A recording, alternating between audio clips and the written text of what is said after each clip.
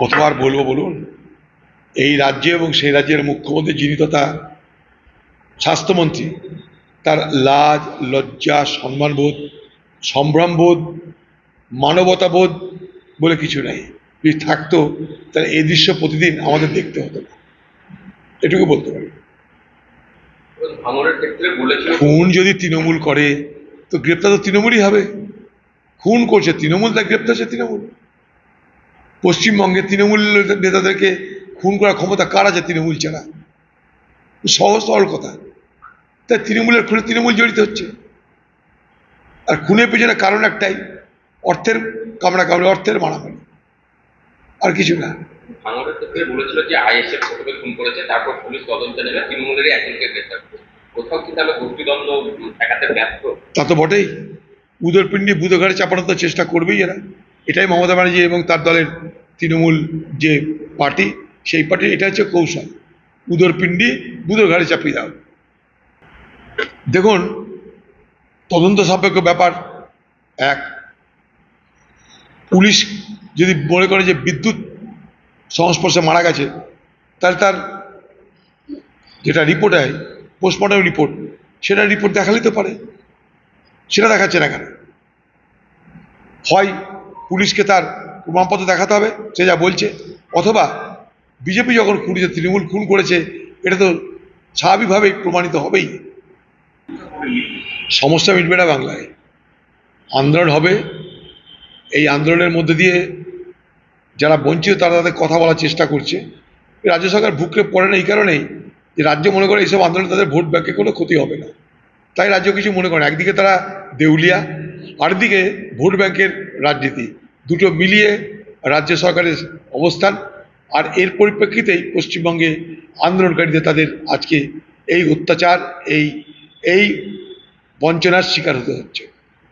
সারা পশ্চিমবঙ্গের শিক্ষা ব্যবস্থায় যে ঘুণ ধরেছে, এগুলো তার প্রমাণ। আর একটা কথা হচ্ছে, যারা এই অন্যায়গুলো করছে তারা মনে করছে আমরা অন্যায় করলেও আমাদের কিছু হবে না। কালচার অফ ইম্পিউনিটি বাংলায় আজকে এটা প্রতিষ্ঠিত সত্য। তৃণমূল দলের সঙ্গে কোনো না কোনোভাবে এতে যোগাযোগ থাকতেই হবে, এবং সেই সুবাদে তারা মনে করছে আমরা যা খুশি করতে পারি, আমাদের কিছু হবে না। এই যে আমাদের কিছু হবে না, এই জায়গায় দাঁড়িয়ে এই বাংলায় নারী নির্যাতন আরও বেড়ে যাচ্ছে। সেখান থেকে তাদের নিজের দলের নেত্রীরাও রেহাই পাচ্ছে না। আরও কত মহিলা যারা মুখ খুলে বলতে পারছে না, তেমন কত মহিলার যে এই ধরনের অপমানের শিকার হতে হয়েছে সেটা আমাদের জানা নাই, কিন্তু হয়েছে তো বটেই। ভালো কথা, যেতেই পারে রাজ্য মহিলা কমিশন কি করবে? রাজ্য সরকার দাঁড়ালি করবে, যেটা হয়েছে সেটাকে ধামাচাপা দেওয়ার চেষ্টা করবে, আর কি। এত বড় একটা ঘটনা কলকাতার বুকে ঘটছে কেন? সরকারি হোক বেসরকারি হোক, যে প্রতিষ্ঠানে হোক না কেন, এটা আজকে বাংলায় ঘটছে কেন?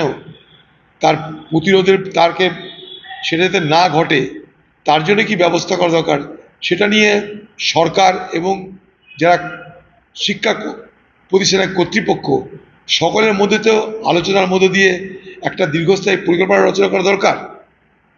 সেখানে তো মাথা ব্যথা করছে না আজকে সরকার। মহিলা কমিশন পাঠিয়ে আমাদেরকে স্তব বাক্য দেওয়া হবে, বাংলা মানুষকে আরেকটা কুমিরের ছানা দেখিয়ে বলা হবে দেখো আমরা তৎপর হয়েছি।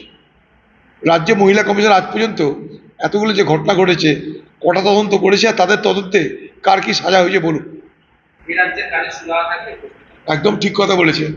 আমি নিজে পরিযায়ী শ্রমিকদের যাতে বাইরে এই ধরনের হয়রানির শিকার হতে না হয়, তার জন্য আমি নিজে চেষ্টা করছি। আমি ভারতবর্ষের যিনি রাষ্ট্রপতি তাকেও বলবার ব্যবস্থা করছি, ভারতবর্ষের সরকারের কাছে তার দৃষ্টি আকর্ষণ করার জন্য আপ্রাণ চেষ্টা করছি।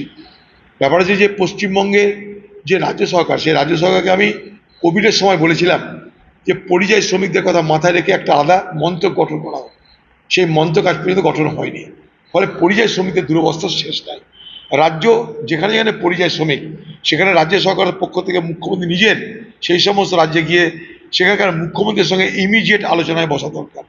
ইমিডিয়েট কোথায় কত পরিযায়ী শ্রমিক আছে সেই ঠিকানা পশ্চিমবঙ্গ সরকারের কাছে থাকা উচিত, তাদের পোর্টালে থাকা উচিত যে পশ্চিমবঙ্গের কত মানুষ কোথায় এইভাবে রুটি রোজগারের জন্যে তারা সেখানটায়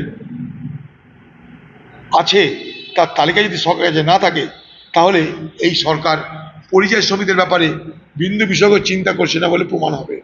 আমরা পরিযায়ী শ্রমিকদের বিষয়টাকে নিয়ে খুব সিরিয়াসলি ভাবনা চিন্তা করছি এবং সেই সুবাদে আমরা এই জেলায় আমরা আন্দোলন করবার সিদ্ধান্ত নিয়েছি।